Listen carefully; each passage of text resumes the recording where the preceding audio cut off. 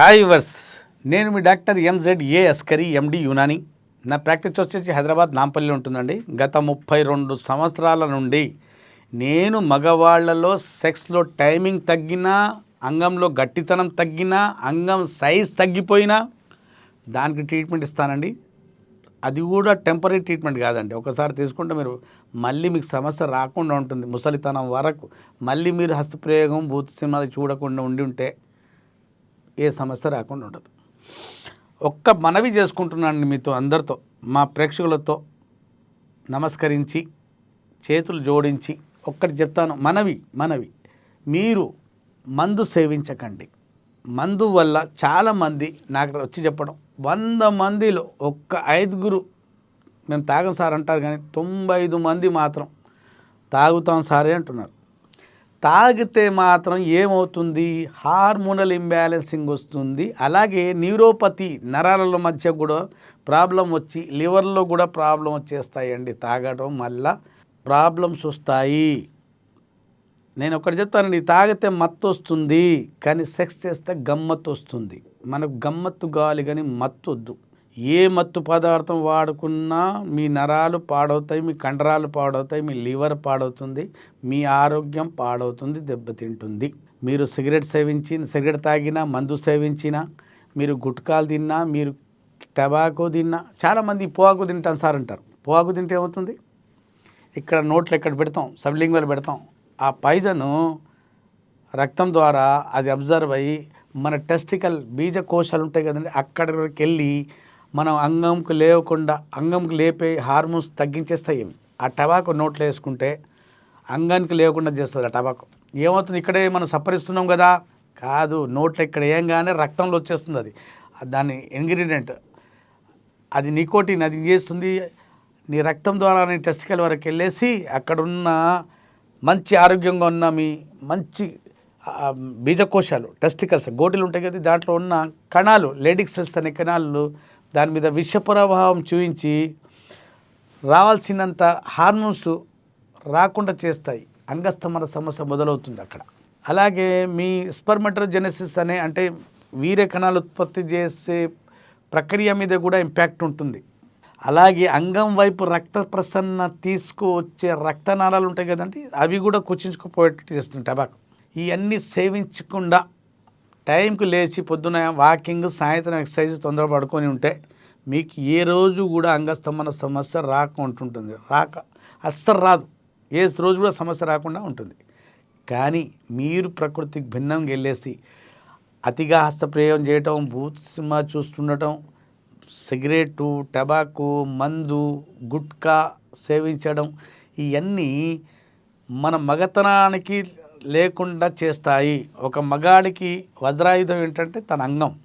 వజ్రాయుధం, ఆయుధాల్లో వజ్రాయుధం. అది వజ్రాయుధం ఏంటంటే మన మధ్య, భార్య మధ్య రిలేషన్ కోసం దోహపడే మన ఆర్గన్, ఇదే ఆర్గన్. మన సంతానం ముందుకెళ్ళాలన్నా, మన సంసారం సాగాలన్నా, ఈ రెండింటి కోసం మన ఈ ఆర్గన్, అంగంలో దమ్ము ఉండకపోతే రెండు కూడా సాగవు. సంసారం సాగదు, ముందుకెళ్ళదు, సంతానం ముందుకెళ్ళదు, మన వంశం ముందుకెళ్ళదు.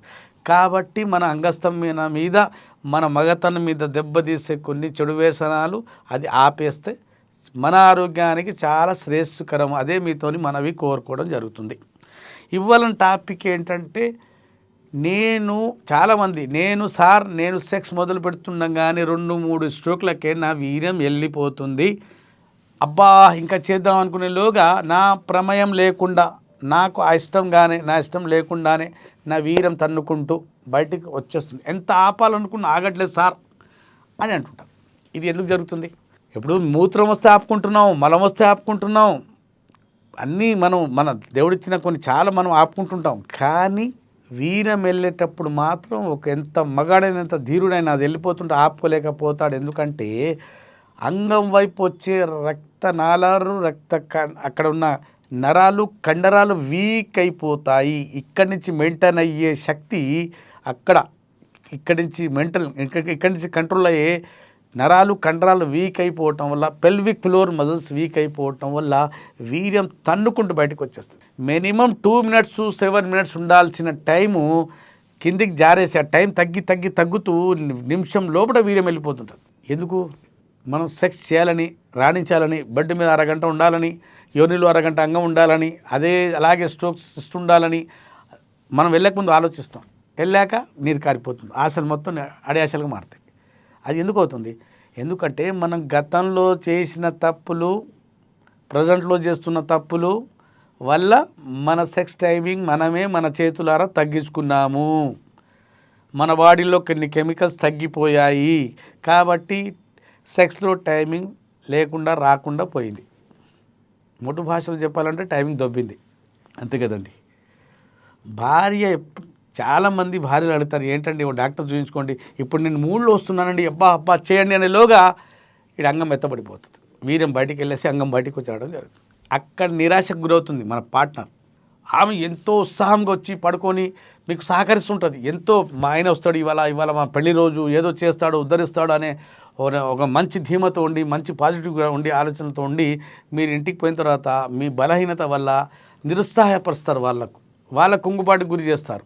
ఈ సమస్యకి ట్రీట్మెంట్ ఉంది కదండి, మీరు చేయించుకోరు. నా బాధ ఏంటంటే నేను మొదటి నుంచి చెప్తాను, మనం డబ్బులు సంపాదిస్తాం కదా, ఇన్వెస్ట్మెంట్ ఎక్కడో బిజినెస్లో చేస్తుంటాం, కానీ ఫస్ట్ ఈ దేహం మీద ఇన్వెస్ట్మెంట్. మన బాడీ బాగుంటే, మన బ్రెయిన్ బాగుంటే, మన సెక్స్ బాగుంటే, మన బెడ్ మీద జరిగే కార్యం బాగుంటే, మన దాంపత్య జీవితం బాగుండి ఉంటే, మన సామాజిక జీవితం, మన ఆర్థిక జీవితం, అన్ని జీవితాలు మనం రాణించవచ్చు.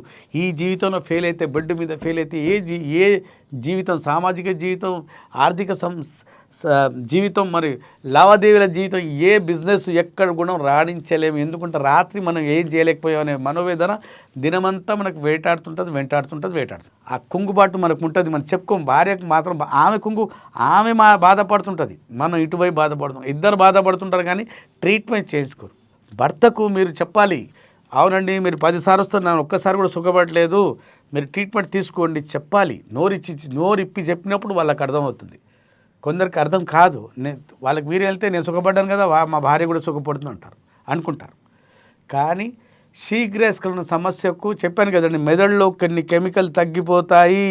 ఆ కెమికల్ మళ్ళీ నార్మల్ తీసుకొచ్చే వరకు మీ సెక్స్లో టైం అస్సలు పెరగదండి, ఎన్ని కౌన్సిలింగ్ చేసినా పెరగదు.